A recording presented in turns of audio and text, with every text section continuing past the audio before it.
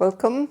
We are going to talk about how to take care of myself as a helper in the light of encountering trauma and strong emotions. It's part 7 in this session sequence. I just wanted you to see a nice picture of this. Yeah. So it's meant to symbolize how we can support each other. The overview of this is to say something about that as a helper, our main resource is our capacity for compassion, for empathy. That's the main resource we have to build upon. But at the same time, this capacity for empathy and compassion is also that makes us most vulnerable. Human defenders, psychologists, social workers, or other helpers, empathy and engagement are the main motivation for our work, but it's also the core of our ability to be wounded at our work. So how can we last? How can we be there in the field and not and maintain professional and personal growth ourselves? Because if we just go in and use all our capacity for compassion and engagement and everything, we easily get burned out very quickly. And we need to last long. So in this lecture is 3 questions. It's to be aware what things triggers you most, what kind of things burdens you most, what kind of stories you hear or see, or what kind of circumstances in the long run burdens you most. And how do you notice that you are on the edge, you have signals that you are really on the edge of becoming burnout? How do you recognize that in yourself? And what do you think is helpful? Because we can't just give out, we have to get something in. We have to refill ourselves. In this session, I'm going to say, take a break, sit down, write. And then you have to stop the film. Because I'm not stopping waiting here, but you can stop the film. And you can write down what kind of exercises I show you. So the first, already now, reflection is to think about what triggers you most, what burdens you most in the situation or in the long run. It can be something that has some connection to your personal life. It can be, for instance, if you have children yourself, that the stories about children who are suffering is the most triggering. Or it can be that if you have had a separation, a loss in your life, that hearing about people who have lost their dear ones triggers you more than, for instance, your colleague. So it has to be, you have to be careful thinking about what kind of things triggers me. And stop the film, take 3 minutes, write down on a piece of paper what you notice, what you reflect upon, what triggers you.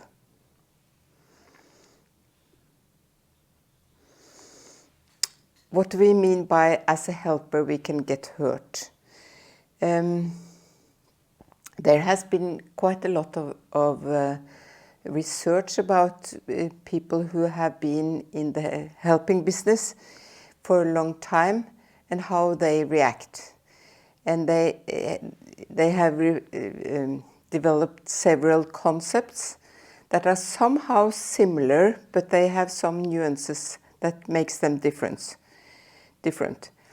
Sometimes we call something secondary traumatization, and sometimes you will hear the concept of vicarious traumatization, and sometimes you will hear people talking about burned out or compassion fatigue. They are similar in some ways, but I will also explain why we need all the three concepts, because they differ somehow. But just to say from the beginning that being a helper, doing something to help other people during war and stress and crisis is not only a burden, it's also very meaningful. It's also creates a passion for your work and creates a personal growth, because it has meaning and it has purpose and you feel you can influence something. But in order for it to be a growth and not a burden or a hurt, who's responsible are we talking about here? In ordinary life we would say it's the employer, it's your colleague group, and it's yourself.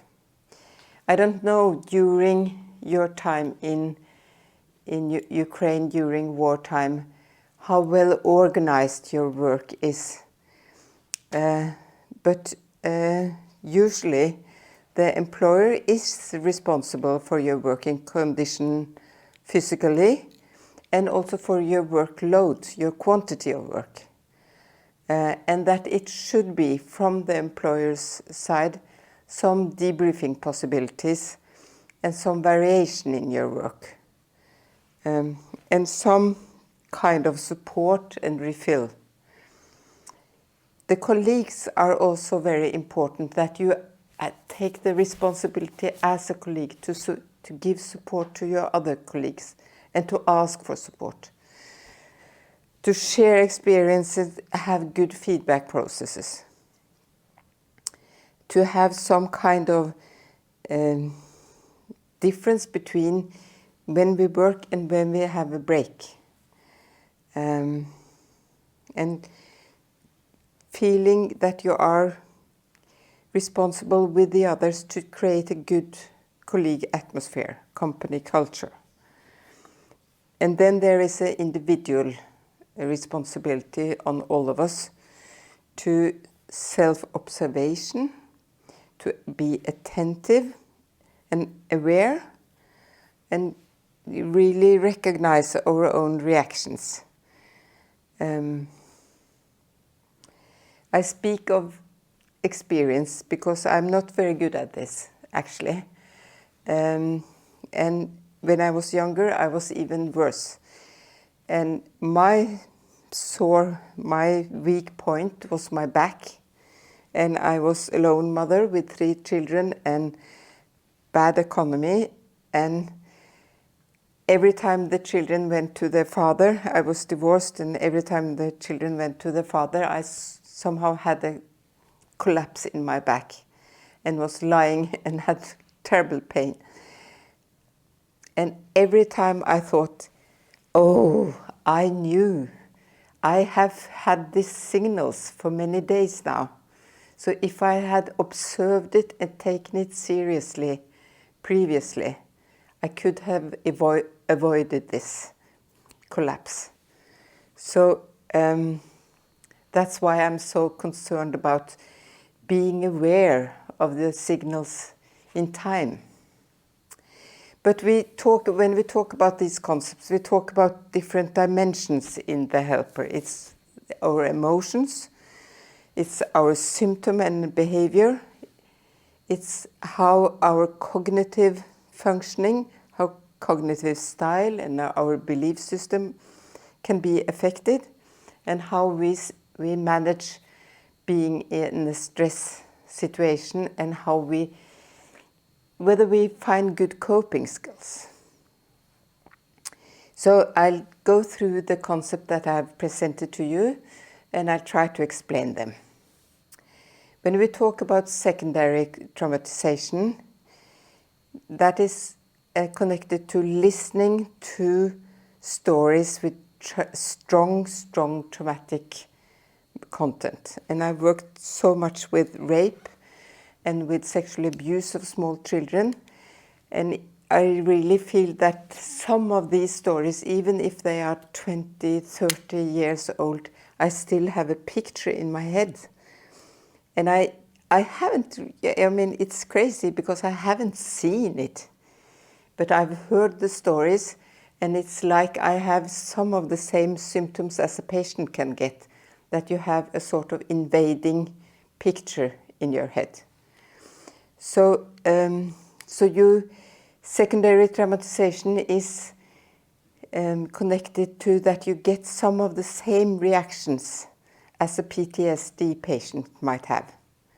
That you have invading, intrusive images, that you have avoidance signs, you want to distance yourself, you don't want to hear about it, you don't want to read about it, and you have a sort of activated state of mind. You have easily startled, you are easily irritated, etc. So that your reactions resembles the main characteristics that a PTSD patient would have. And the concept of vicarious traumatization is more, it's not really this intrusive memories or intrusive pictures, it's more a cognitive influence that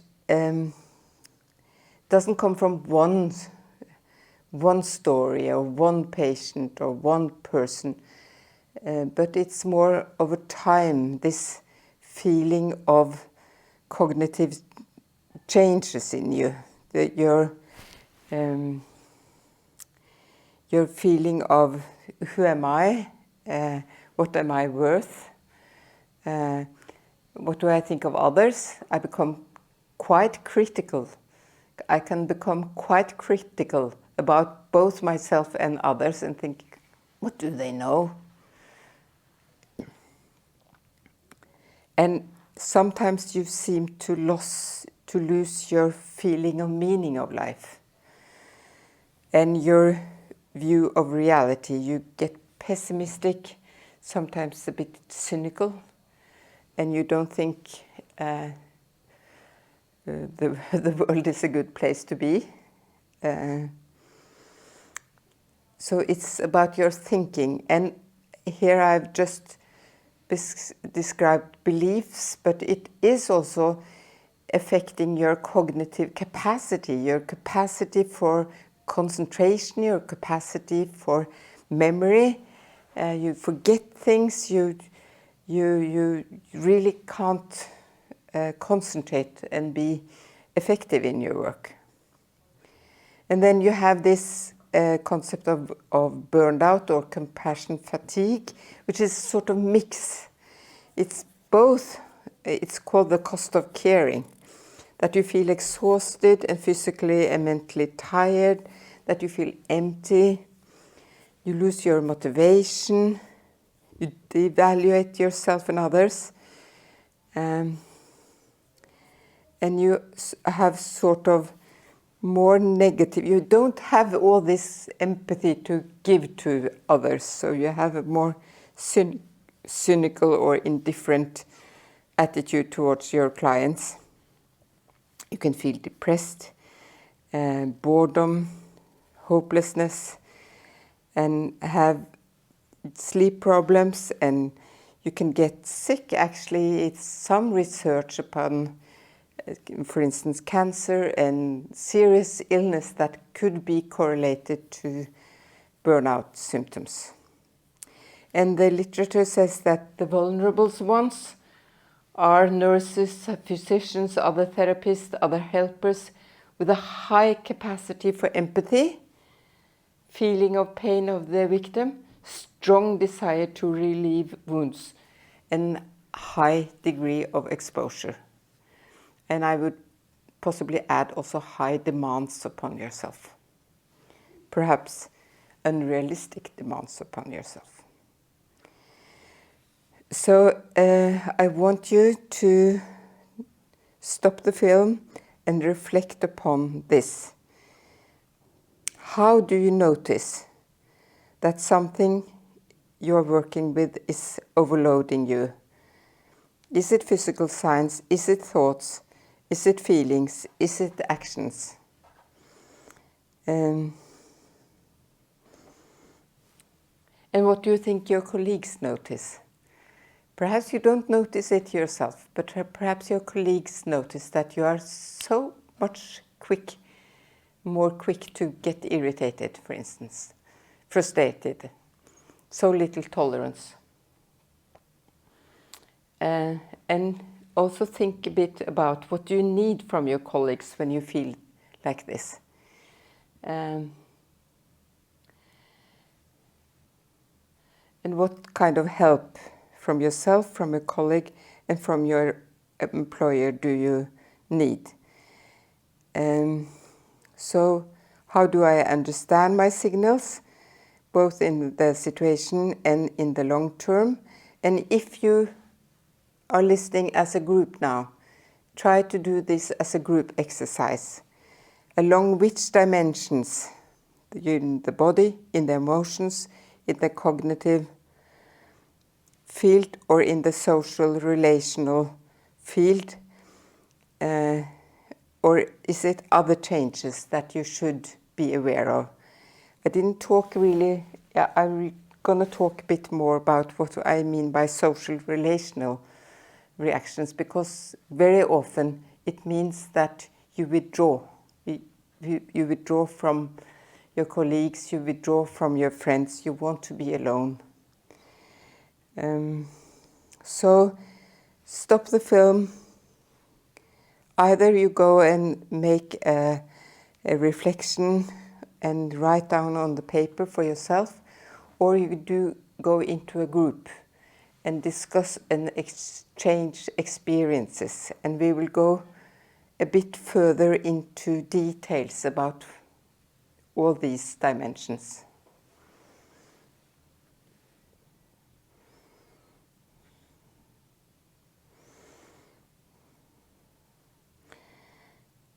Yeah, we talked a bit about workload as one of the risk factors, and the high demands on yourself, and perhaps unrealistic demands on our own abilities.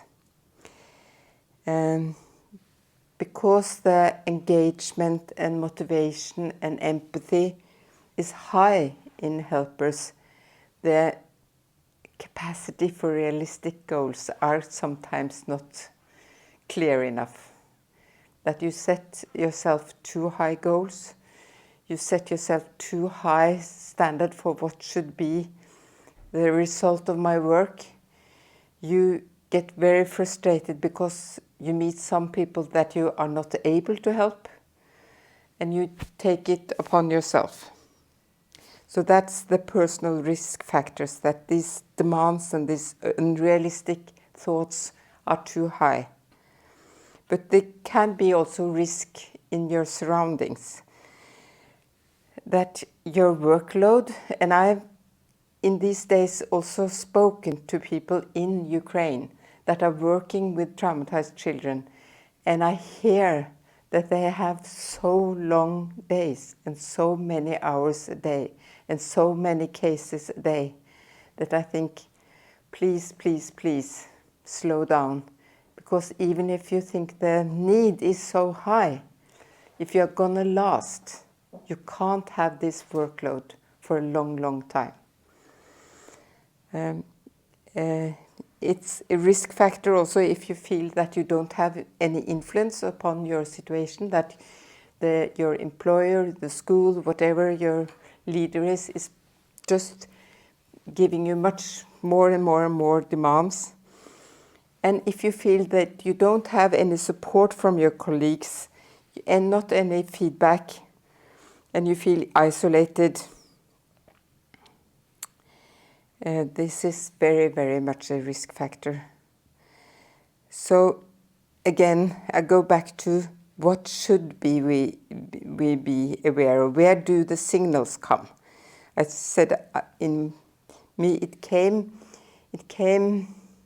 in the back, but it also came that I realized that my children at home, when they complained about something they didn't like having happened during the day in school, I got irritated because I was working with so much traumatized children that I thought they should not come with these tiny details.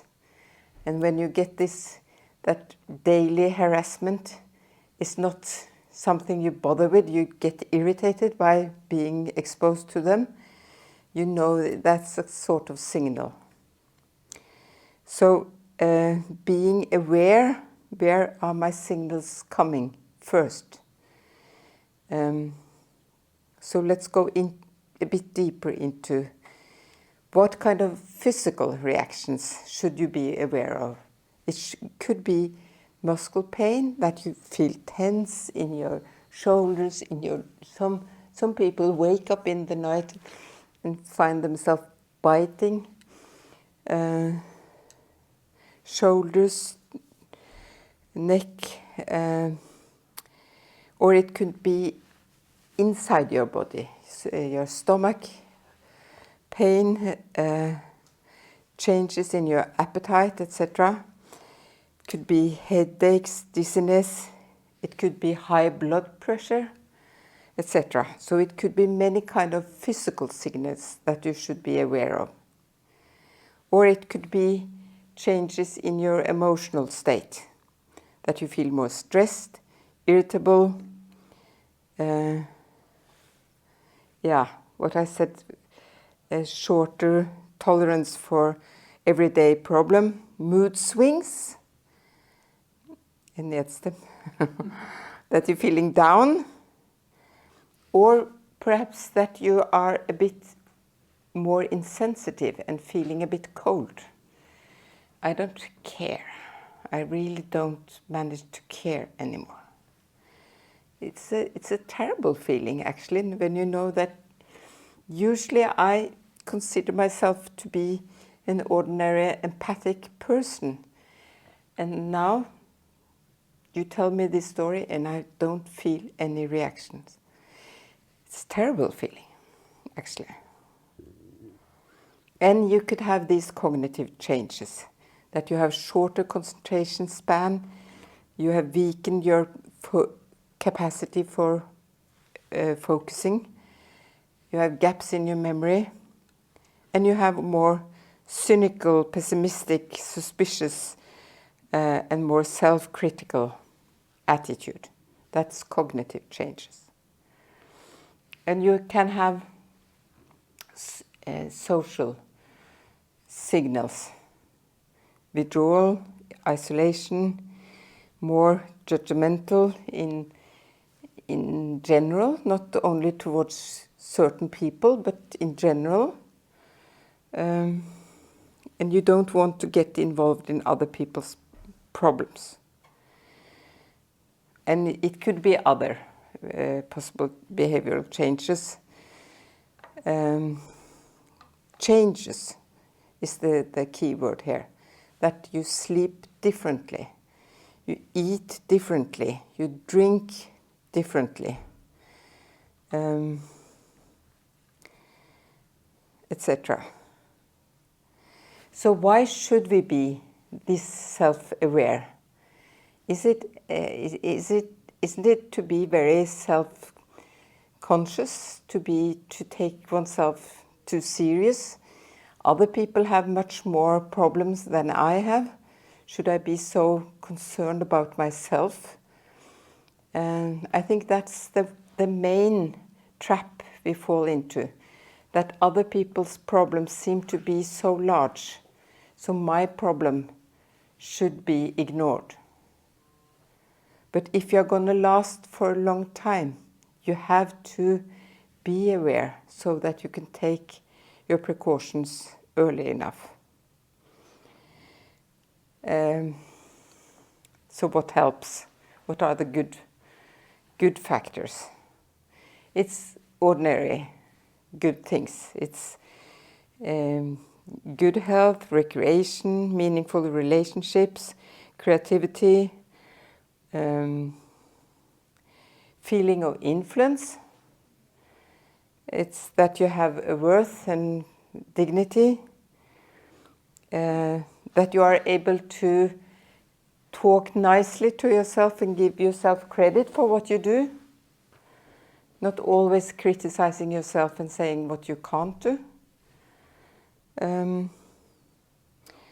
That you get some support and help from others, and that you feel that you're part of something, that you are not alone, that you're part of a whole. The trouble is that we always actually know what helps, and then we don't use it. We feel too tired to seek actually what we know helps. That's a paradox, and I'm very, very often noticing that myself, that I know that just for now I should pick up my telephone, call some friends, or go for a walk, or look at something nice, or listen to some beautiful music, and then I sit in front of the television and I don't do anything that gives me any new energy. So it's a big paradox that we know and we don't use what we know.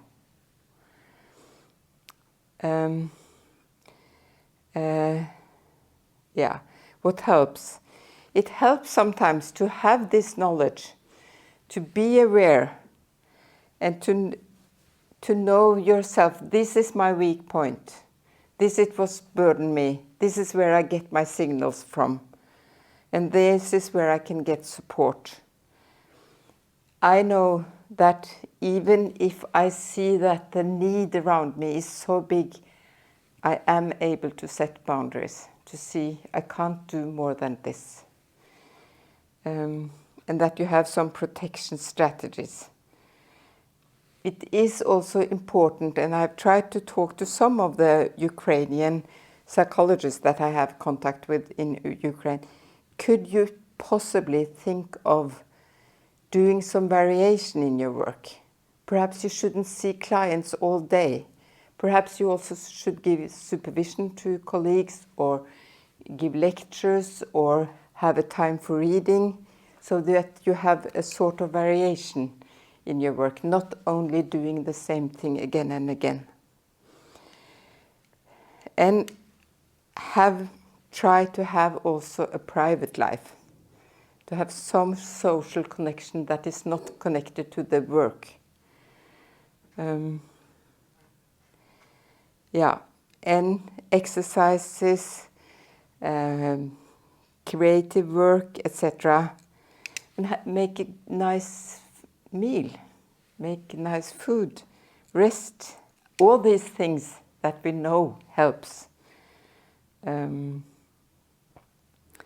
Yeah, try to have to write down and see what do I know helps me. Yeah, it's also many factors that could be done if you are in an organization that has some structure. We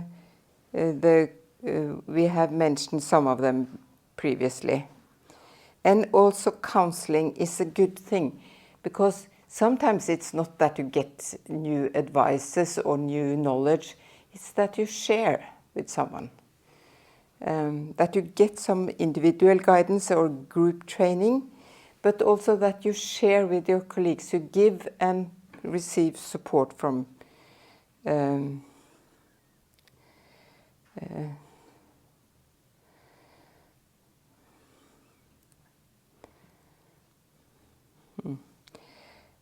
And perhaps also I would say that sometimes our compassion is not enough.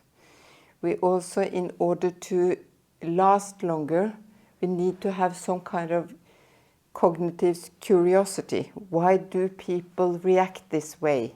How are people changed? How can people find new ways, etc.? And then the last part is really, really to know what gives you energy. I've mentioned something, but I will also mention a model called Basic pH.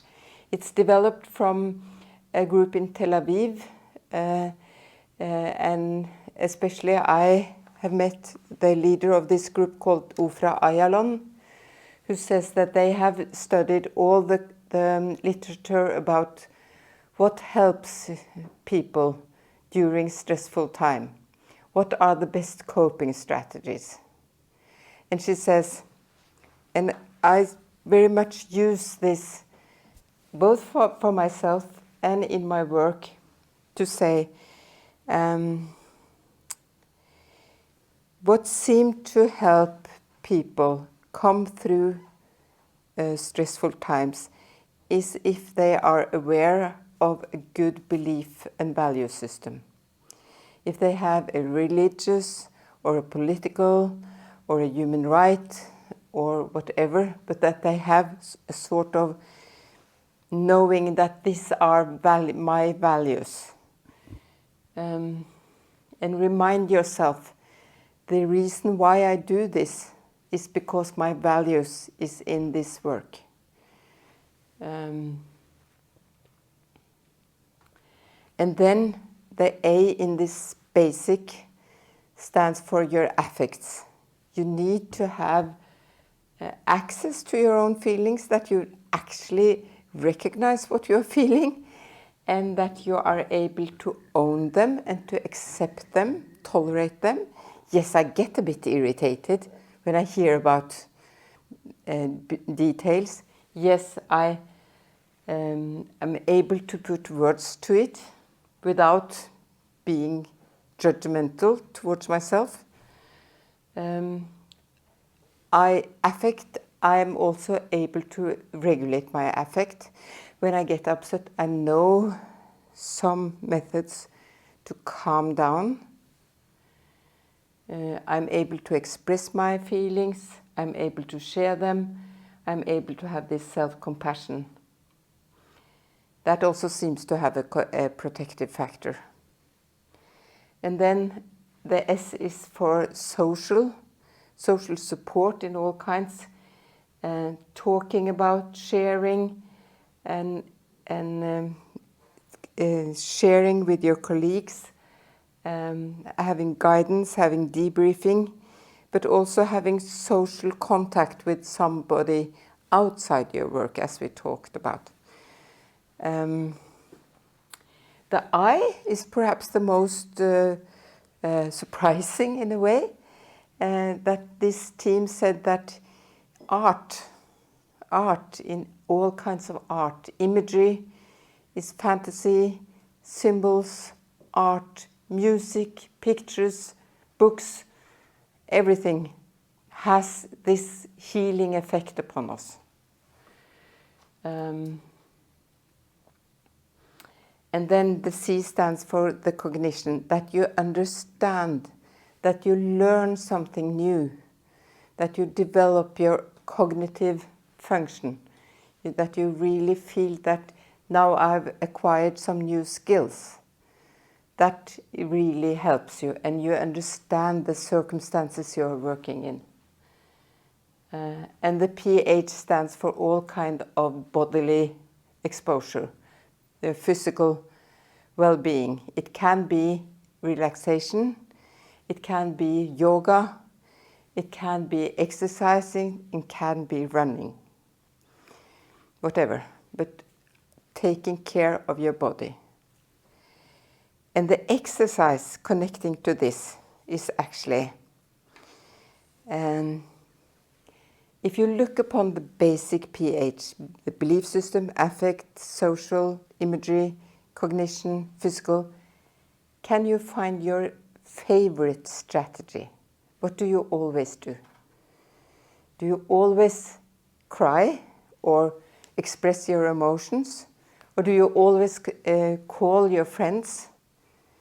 Or do you always listen to music or go to a religious ceremony? Find your favorite strategy. And that's good. You shouldn't change that. If it works for you, you should use it. But, it's a but. Because sometimes we use our favorite strategy and only that. And we need to have a big variety of coping strategies. Very often when I've worked with families, the fathers, the stereotype is that fathers say they do exercise, they run, and mother says, I call my friends, I talk to my girlfriends. So the one uses PH and one uses social. But try to expand. Try to see, okay, now I know my favorite. Is there any of these coping strategies that I don't use? That I haven't thought of would be a good idea? To listen to music, to go to art exhibitions or whatever, to go into the nature, etc.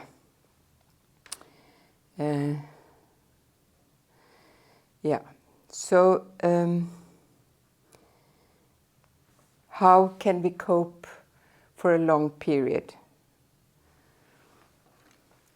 Because that is the aim, isn't it? That we should be able to be good helpers for a longer period, not quit after. So, to repeat myself, it's that we have good, realistic demands, not too high, that we have breaks in our work, that we actually try to remember to use art, to see good things, look at good things, to listen to good music, etc. Humor is a very important source for energy. The very famous psychologist or psychiatrist Viktor Frankl, who survived different concentration camps, describes how much humor was a source of energy for people to survive. And then also this sharing with colleagues and with others and the variation in your work. And then also that you have a feeling of a personal growth and professional growth, that you learn new things, that you feel that you yourself is not only giving, but you are also receiving something. Yes. That was this session, so thank you.